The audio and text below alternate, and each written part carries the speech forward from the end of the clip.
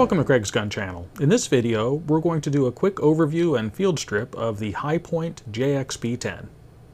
And of course, before working on any firearm, you want to make sure it is free and clear of all ammunition. So first thing we'll do is we'll go ahead and take the magazine out. As you can see, the magazine is free and clear of all ammunition. We'll go ahead and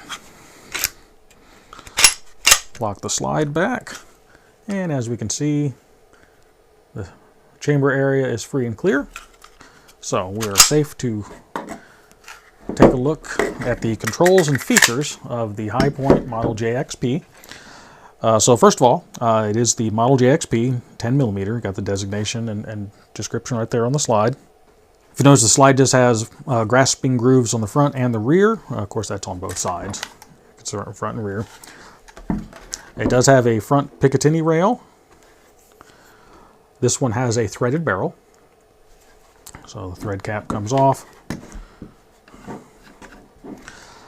This is our safety here. The little red dot means it is on fire. Put it on safe by lifting up that lever. That locks the sear from being able to disconnect from the striker, and it also locks the slide from being able to go forward and back. That's also how you would manually lock the slide back. There's a notch here where you can pull the slide back and put that on safe, and that will lock the slide back. We'll be showing you that in just a moment. Magazine release is right here. You just simply push the button to release the magazine. Controls are not ambidextrous, so the magazine release is only on the one side. There is no external slide release, so it will lock open on the last round. It's an internal lock. To release it, you would need to take the magazine out and then pull the slide back and let go forward with what they call slingshotting, and then that will release the slide to go forward. As far as other controls, the rear sight is adjustable for elevation with that screw right there, and also for windage with that screw right there on the side.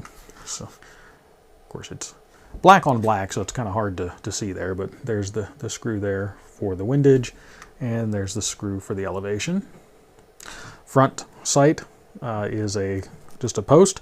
Now, one of the changes they made with the JXP series is we'll use, you can replace it with like a Glock style sight would be able to fit in there. So we'll go ahead and go through the field strip procedure. You will need to take the thread protector off the barrel for disassembly, so we'll go ahead and take that off.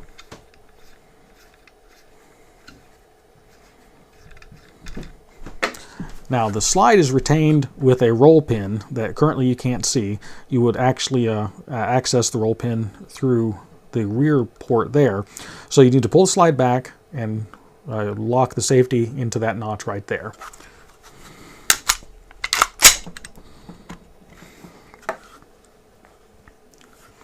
And what that does is it locks the slide back. There's our roll pin right there. In this case, I'm use a 1/8 inch roll pin punch is what you'll need to remove that. As far as construction, the frame on the Hi-Point JXP series is a polymer frame.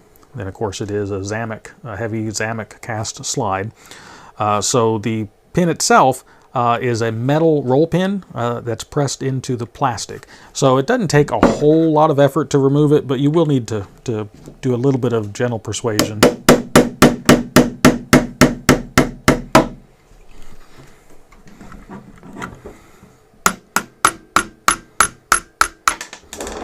And there's our roll pin. Once the roll pin is out, just pull back the slide slightly and then you release the safety. That allows the slide to go forward. Now at this point, you would need to point the firearm in a safe direction, pull the trigger. That releases the spring pressure on the striker. So now you need to pull the slide back slightly, and you want to kind of, well, first, this section right here, this is actually the retainer for the slide. So the little round shape there, kind of like the doll's head type shape, locks into the slide. Then there's a pin that goes down, and this roll pin that we just took out is a cross pin that goes through it and across there. So basically you'd want to pull back the slide a little bit and then lift up And you want to make sure you kind of keep the back covered, just to make sure that if the spring tension in there, you know, parts don't go flying out. And on the front, the recoil spring, that can fly out too sometimes. So you want to kind of make sure you keep track of all that. So this is our recoil spring and little front guide rod there. Here's that locking pin right there. And we'll go ahead and take out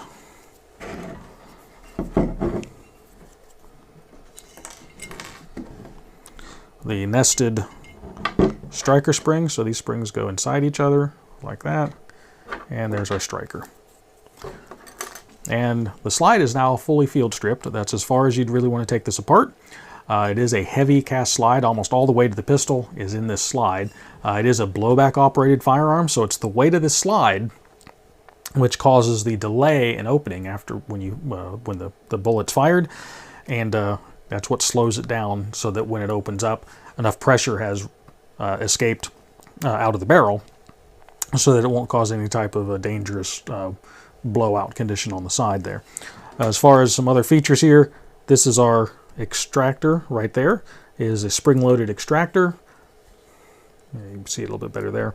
And have our chamber face here. There's our extractor. It goes over the rim of the cartridge. And what that would do is that locks onto the rim. So when the slide comes back, it'll pull the cartridge out of the chamber. And then on its full rearward motion, the firing pin actually will protrude and kick the cartridge out of the port there on the side. So this is as far as you want to take this apart. At this point, you could get access to everything to wipe it all down, clean it up. High Point actually doesn't recommend that you disassemble the firearm very often for cleaning. You don't really need to. They're a real simple firearm mechanism, so generally you can get access to everything just by pulling the slide back and get access to the port there and through the barrel. So there's the slide. The frame itself. So this is the slide lock there. The magazine will push up on that like so, and that's what would lock the slide back. Then of course when you pull the slide back, take the magazine out, then it would allow that to drop down. It is a fixed barrel. The barrel is rigidly fixed to the frame. This is our sear right there, which in operation grasps hold of the firing pin in the slide right in there like so, and then when you would pull the trigger, it just pulls down on that sear. So you'd pull the trigger and it just pulls down, and just that little bit of motion there, and then that's what would release the striker to go forward to fire the cartridge. You don't want to disassemble this any further.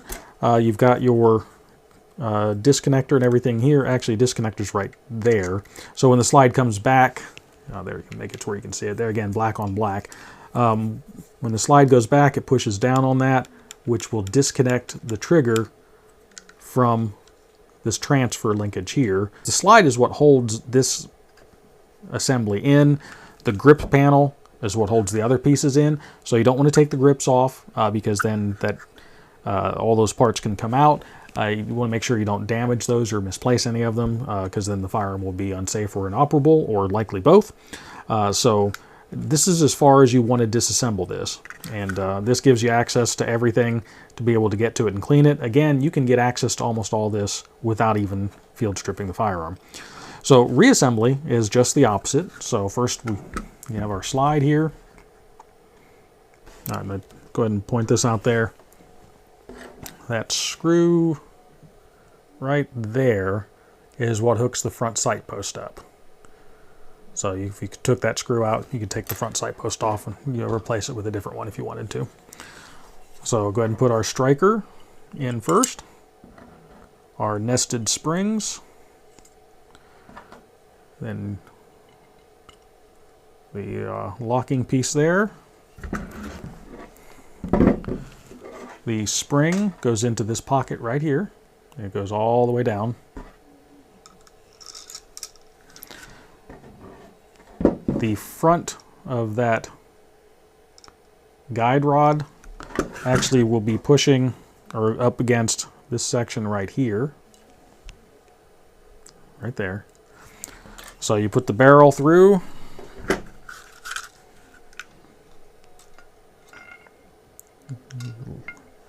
Make it to where you can see it there. You line that up. Push forward. Put the barrel through. And then pull back. And then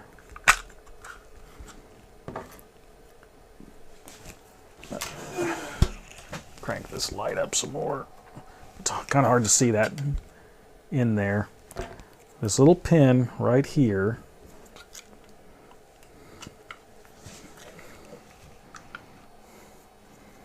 little pin right there goes into that hole right there. And so you just have to kind of line it up so it goes down into that hole and then slide it in. And once that's in there, you can go ahead and pull the slide back and lock it with that notch, like so. Then that gives you access to the hole there where your roll pin goes. Put your roll pin in, and then push it down some, and then push it into place. There again, it just goes into plastic, so you don't need a whole lot of force. You just want to set that down to where it's flush. Make sure it doesn't stick out or protrude on the other side. So that's good there. Go ahead and put our thread protector back on.